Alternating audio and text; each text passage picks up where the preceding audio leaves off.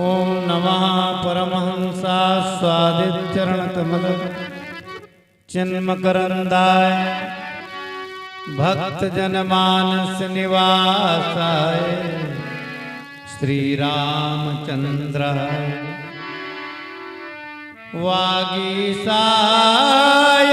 वदने लक्ष्मीर्यस्य च वक्षसि यस्यास्ते हृदये संवित् तं नृसिंहमहं भजे। विश्वसर्ग विसर्गादौ नवलक्षणलक्षितं श्रीकृष्णाख्यं परं धाम जगद्धाम नमामि ते। अतुलित बलधामं हेमशैलाभदेहं दनुजवन कृशानुं ज्ञानिनामाग्रगण्यं सकल गुण निधानं वानराणामधीशं रघुपति प्रिय भक्तं वात जातं नमामि।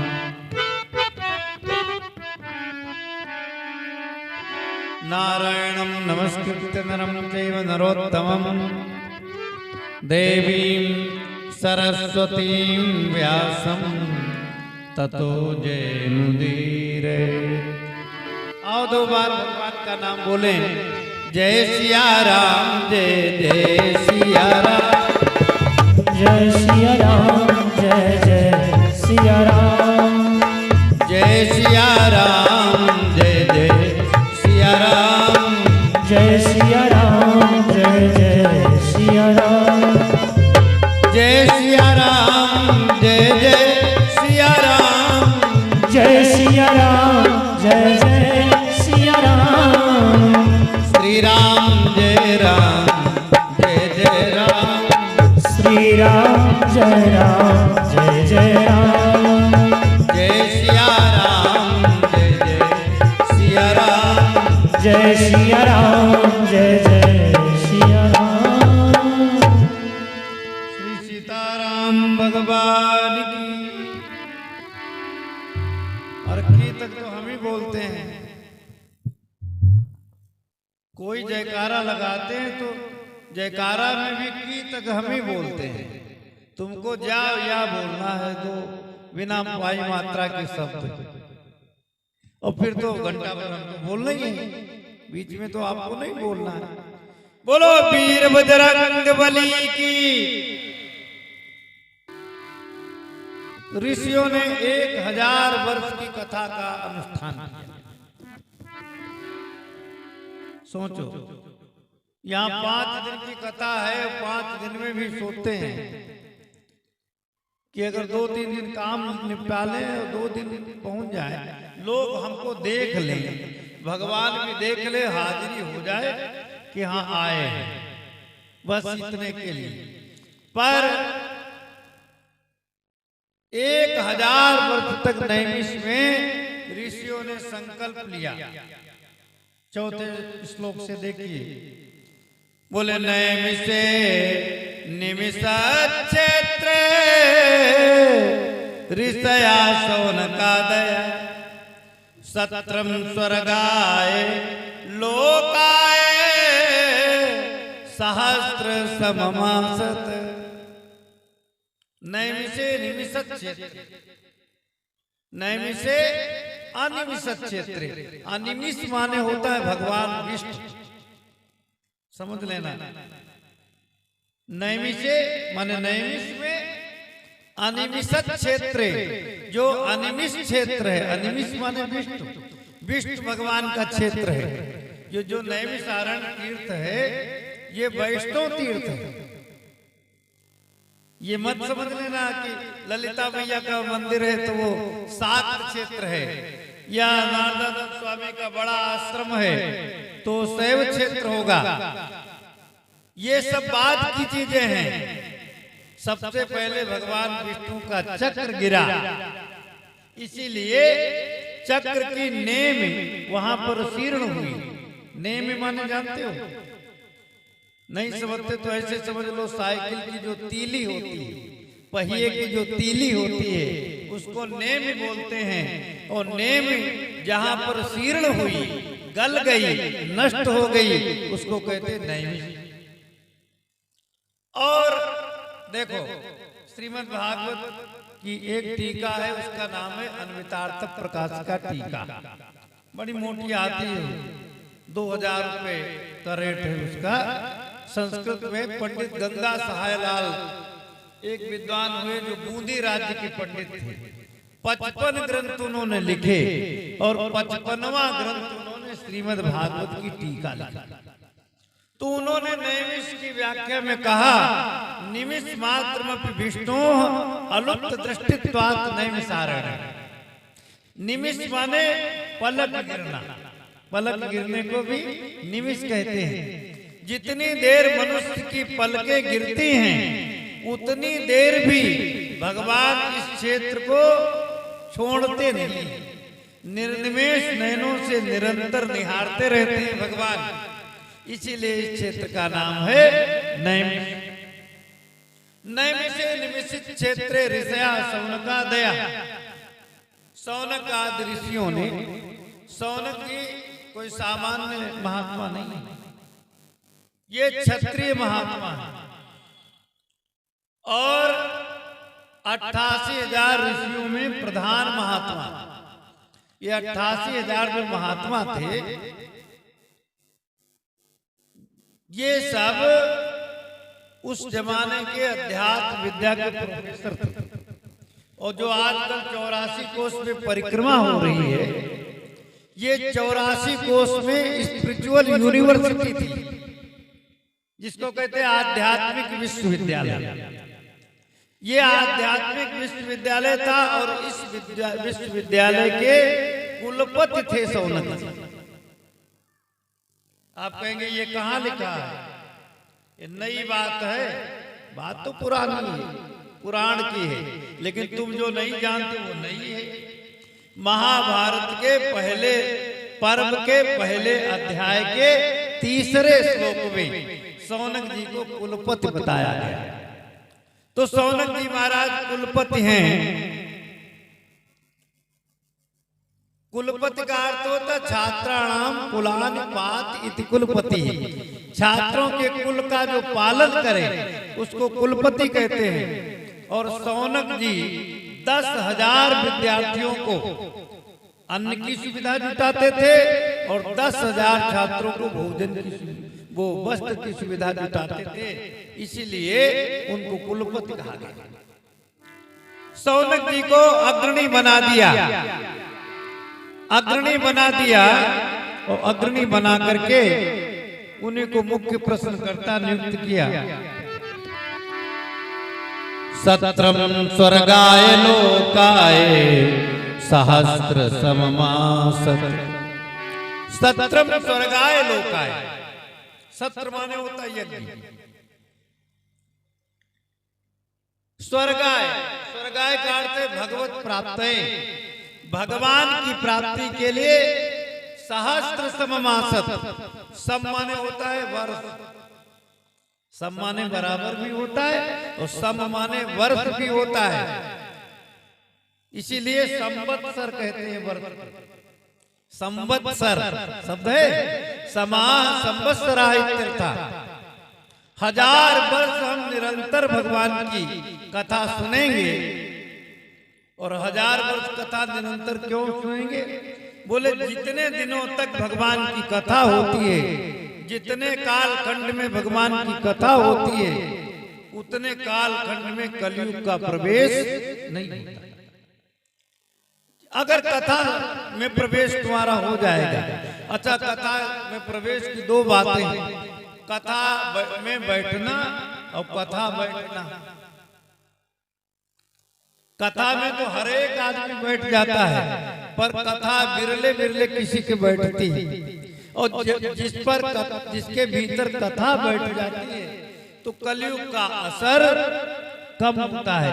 जितनी देर भगवान की कथा में मनुष्य दत्त चित्त हो जाता है उतनी देर कलयुग का असर नहीं होता। और यमराज के लिए भी भगवान विष्णु का आदेश है कि जहां मेरी कथा हो रही हो वहां अगर उस व्यक्ति का समय भी हो गया हो मरने का तो आप उतनी देर प्रतीक्षा कीजिए, उतनी देर उसको कथा के मंडप से आप नहीं उठा सकते। जब यमराज सुसज्जित होकर के चलने लगते हैं तो पद्म पुराण में कहा गया है स्वपुरुषमपि विवेच्य पास हस्तम वदति यमा किल तस्य कर्णमूले परिहरि भगवत कथा सुमत्तां प्रभुरामन नृणाम वैष्णवानां स्वपुरुषमपि वीच्य पास हस्तम। अपने पुरुषों को अपने आदमियों को हाथ में पास लिए हुए यमराज देखते हैं तो उनको पास में बुलाते हैं। बदत यमा किल तस्य कर्णमूले, उनके कान के पास मुंह ले जाकर के यमराज आदेश देते। किसी ने कहा कान के पास में क्यों कहते? बोले जोर से भगवान की चर्चा करें तो जो नरक में पड़े हैं उनके भी कानों में भगवान का नाम चला जाए, फिर यमराज को पूरी की पूरी वैरी खाली करनी पड़ेगी। इसीलिए यमदूतों के कान में कहते हैं, क्या कहते हैं? बोले परिहरि भगवत कथा सुमत्तां। भगवान की कथा में जो मत्त हैं, मत्त माने पागल हैं, दीवाने हैं, भगवान की कथा के जो लालायित हैं उनको परिहर माने छोड़ करके अन्य लोगों को लाओ। तो बोले उनको कब लाएंगे? बोले उनको लाना ही नहीं है। प्रभुरामन नृणाम न वैष्णवानाम, हम तो अन्य लोगों का प्रभुत्व करते हैं, भगवान के भक्तों का प्रभुत्व हम नहीं करते। भगवान के भक्त जो हैं वो हमारे यहाँ कभी नहीं आते। हमारे यहाँ तो वही आते हैं जिन्होंने कभी भी भगवान की कथा नहीं सुनी। उनको लिस्ट बना करके दिया है यमदूतों को, किनको किनको लाना है, किनको नहीं लाना है। बोले जिह्वानवति भगवत गुण नाम ध्येयम् चेतश्च नो स्मरति तच्चरणारविन्दम् कृष्णाय नो नमत यच्छिर एकदापि तानानयध्वमसतो कृतविष्णु कृत्याम्। जिह्वानवति भगवत गुण नाम ध्येयम्, जिनकी जिह्वा भगवान का कभी भी नाम नहीं लेती। चेतश्च नो स्मरति तच्चरणारविन्दम्, जिनका चित्त कभी भगवान का स्मरण नहीं करता। और कृष्णाय नो नमत यच्छिर एकदापि, जिनका मस्तक एक बार भी भगवान श्री कृष्ण के चरणों में नहीं झुकता। तानानयध्व, तान आनयध्व, ऐसे पापियों को पकड़ करके लाओ। अकृत विष्णु कृत्यान, जिन्होंने कभी भी विष्णु कृत्य नहीं किया है, भगवान विष्णु के बारे में कोई चर्चा नहीं की, उनका पूजन नहीं किया, उनका भजन नहीं किया, ऐसे ऐसे पापियों को पकड़ करके लाओ। ये आदेश है। तो जब तक भगवान की कथा होती है तब तक यमदूतों के बस की बात नहीं कि वहां से किसी को ले जाए। अच्छा वो बात अलग है, भगवान की कथा हो रही है और तुम खुद ही उठ करके पंडाल के बाहर चले जाओ और यमदूतों से कांटेक्ट कर लो क्योंकि हमको ले चलोगे क्यों नहीं? अगर हमें नरक में नहीं ले चलोगे तो हम बैठेंगे नहीं, बाहर निकल जाएंगे, वो तो अलग बात है। तो कहने का तात्पर्य है महात्मा जो इतने बड़े अध्यात्म तत्व के जानकार थे वो कलयुग से डर करके 1000 वर्ष की कथा का संकल्प लेते हैं। 1000 वर्ष निरंतर कथा सुनेंगे। निरंतर का अर्थ है क्रमिक। निरंतर का ये मतलब नहीं है कि 24 घंटे लगातार कथा होती रहे, क्योंकि किसी कार्य के प्रारंभ से लेकर के उसके समापन तक वर्तमान काल रहता है, चाहे वो 10 साल में हो चाहे 1000 साल में हो। तय कदा तुमुनया प्रातर हुताग्नया सत्कृतम सूतमासीनम पप्रचोरितमादरा। तय कदा तुमुनया प्रातर हुताग्नया, वही महात्मा लोग एक दिन की बात है, प्रातर हुताग्नया प्रातःकालीन बेला में जगते थे। देखो ये कथा वथा का कार्यक्रम थोड़े दिनों से कलयुग में रात में होने लगा, जबकि कथा का प्रभाव रात में नहीं होता। कथा के बारे में तो ब्रह्ममुहूर्त ही बताया गया है भागवत में।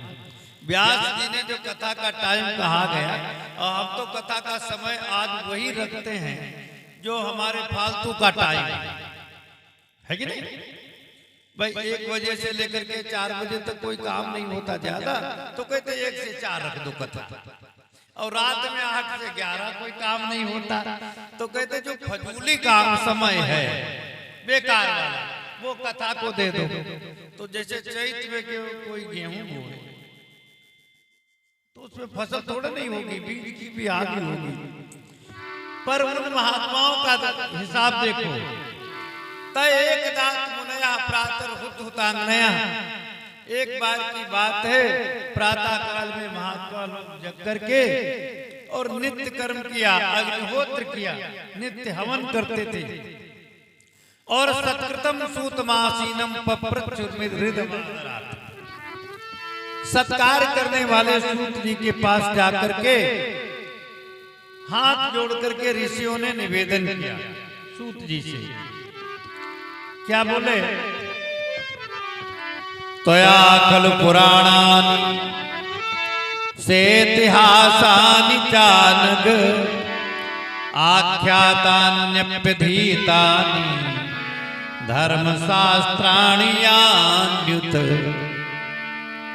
ऋषियों ने कहा, हे सूत जी, त्वया खलु पुराणानि सेतिहासानि चानघ, आपने संपूर्ण पुराणों का ज्ञान अर्जित किया है, इतिहास का ज्ञान अर्जित किया है, और व्याख्या भी की है। आख्यातान्यपि, आख्यातानि अपि, आख्या माने कहना, उसमें भी उपसर्ग लग करके व्याख्या शब्द बनता है। विशिष्ट आख्या जो होती है उसको कहते व्याख्या। तो आपने आख्या की है, सूत जी आख्या ही किए थे, व्याख्या तो हम लोग करते हैं। आख्यातान्यप्यधीतानि धर्मशास्त्राणि यान्युत, संपूर्ण धर्म शास्त्रों की, पुराणों की और इतिहास की आपने आख्या की। इतना ही नहीं, यानि वेद विदाम श्रेष्ठो भगवान बादरायणः अन्ये च मुनया सूत परावर विदो विदो। भगवान वेद व्यास ने जिन जिन शास्त्रों की चर्चा की, उन समस्त शास्त्रों को आपने पढ़ा। सूत जी भगवान वेद व्यास के शिष्य हैं। इन सूत जी का नाम है उग्रश्रवादी। इनके पिता जो सूत जी थे उनका नाम था रोमहर्षण। रोमहर्षण जी जो मुख्य सूत थे वो व्यास जी के शिष्य थे, और उग्रश्रवादी जो थे ये सुखदेव जी के शिष्य थे। का तुमने सारी व्याख्याएं सुनी हैं और उन सारे ज्ञान को आपने अर्जित किया है, इसीलिए सूत जानासि भद्रम ते भगवान सात्वतां प्रति देवक्यां वसुदेवस्य जातो यस्य कीर्तया। सूत जानास भद्रम ते। हे सूत जी महाराज, आपका कल्याण हो, आप सर्वज्ञ हो, सब कुछ जानते हो। भगवान श्री कृष्ण ने वसुदेव और देवकी के माध्यम से इस धराधाम पर अवतार लिया और उन्होंने विशेष लीलाएं की। तन्ना शुश्रूषमाणानाम अर्हसिंहानो वर्णितुम यस्यावतारो भूतानाम क्षेमाय च भवाय। तन्ना शुश्रूषमाणानाम, तत्ना, तन्न शब्द जो है उसका पदच्छेद करेंगे तत्ना, तत्ना शुश्रूषमाणानाम। शुश्रूषमाण उसको कहते हैं जिसको सुनने की इच्छा होती है। हम जितने महात्मा हैं सब शुश्रूषमाण हैं, और शुश्रूषमाणानाम षष्ठी का बहुवचन करके कहा कि हम जितने महात्मा हैं सब भगवान श्री कृष्ण की कथा सुनने को तत्पर हैं, उद्यत हैं। यस्यावतारो भूतानां क्षेमाय च भवाय च। उन भगवान श्री कृष्ण का जो अवतार है संपूर्ण प्राणियों के क्षेम के लिए है। क्षेम माने कल्याण के लिए। भगवान की कथा कैसे पवित्र करती है? बोले आपन्ना संस्कृतिम घोरा यन्नाम विवसो गृणन् तथा सद्यो विमुच्येत यद विभेति स्वयं भयम्। आपन्ना संस्कृतिम घोरा। ध्यान ने बड़ा सुंदर सूत्र दिया। कोई व्यक्ति कितनी ही आपत्ति में पड़ा, संस्कृतिम घोरा, संस्कृति माने होता जन्म मरण। एक जन्म से दूसरे जन्म में जो जाने की प्रक्रिया है उसको कहते हैं संस्कृति, जन्म मरण। जो दुखित हैं, जन्म मरण के चक्र में पड़े हुए, यन नाम विवसो गृणन, विवशता पूर्वक परमात्मा का जो नाम ले लेते हैं तो तथा सद्यो विमुच्येत, तो उसी समय तत्काल ही वे कष्टों से छूट जाते हैं। क्यों? यद विभेद स्वयं भयम, साक्षात भय भी भगवान से डरता है। इसीलिए दुख भयभीत होकर के भगवान के नाम से डर करके भाग जाता है। यत्पाद संश्रया सूत मुनया प्रसमायन सद्या पुनन्त्युपस्पृष्टा स्वरधुन्यापोनुसेवया। यत्पाद संश्रया सूत मुनया प्रसमायन। मन बुद्धि को इंद्रियों को बस में करने वाले महात्मा जिनके चरण कमलों का आश्रय लेकर के शुद्ध हो जाते हैं। कब? बोले सद्या पुनन्त्युपस्पृष्टा, भगवान के चरणों का स्पर्श करके तुरंत पवित्र हो जाते हैं। कैसे? बोले स्वरधुन्यापोनुसेवया। सुरधुनि माने गंगा जी, धुनि माने धारा, देवधारा कहते हैं। आप माने जल, स्वरधुन्यापोनुसेवया, जैसे गंगा जल के सेवन से मनुष्य तत्काल पाप विमुक्त होता है, उसी प्रकार से भगवान के चरण कमलों का आश्रय लेने पर, भगवान का चिंतन करने पर, भगवान का भजन करने पर उसकी तत्काल भगवान में रति हो जाती है। पर ऐसे रति नहीं हो जाती। देखो मन का स्वभाव है। जैसे बहुत लोग कहते हैं भगवान में मन नहीं लगता, भगवान में मन नहीं लगता, राम नाम जपने में मन नहीं लगता, धार्मिक कार्य में मन नहीं लगता। तो मन का काम है भाई, बिना लगे नहीं रह सकता। ध्यान देना, बड़ी गहरी बात शास्त्रों की है। मन का स्वभाव ही है लगना। एक भी आदमी धरती पर ऐसा नहीं है जिसका मन न लगता। मन तो कहीं न कहीं आपका लगा ही होगा। मन और कोई काम ही नहीं करता लगने के अलावा। पर मन का एक नियम है, मन को ज्यादा देर तक आप जहां लगाओगे वहीं लगेगा। ये सिद्धांत है। अगर तुमने आधा घंटा पाठ में लगाया है, आधा घंटा भजन में लगाया है, आधा घंटा कथा में लगाया है और 10 घंटा परपंच में लगाया है, तो फिर कथा में नहीं लगेगा। कथा में कम देर लगा है, भगवान के नाम में कम देर लगा है, पूजा में कम देर लगा है और 10 घंटा उधर लगा है, तो जिधर ज्यादा देर तक मन लगेगा उधर ही की ओर मन भागेगा। सबसे बड़ा तीर्थ शंकराचार्य जी ने बताया, मन ही सबसे बड़ा पवित्र तीर्थ है। तीर्थम परम किम स्वमनो विशुद्धम, अपना विशुद्ध मन ही सबसे बड़ा तीर्थ है। अगर मन से तुम किसी का बुरा नहीं सोचते हो, मन से किसी की अवनति नहीं चाहते हो, मन से तुम कोई खुरापात नहीं करते हो, तो आप जहां बैठे हो वह धरती ही धन्य है, वह धरती ही तीर्थ है। तो मन को धीरे धीरे लगाना चाहिए। शनै शनैरुपरमेत बुद्ध्या धृत गृहीतया आत्म संस्थम मना कृत्वा न किंचिदपि चिंतयेत्। शनै शनै उपरमेत, धीरे धीरे संसार से मन को खींच करके भगवान में लगाना चाहिए। एकाएकी कोई काम नहीं करना चाहिए। उतावलीपन में जो काम करते हैं वो फिर बाद में पछताते हैं। गोस्वामी जी कहते हैं, अनुचित उचित काजे किछु हो,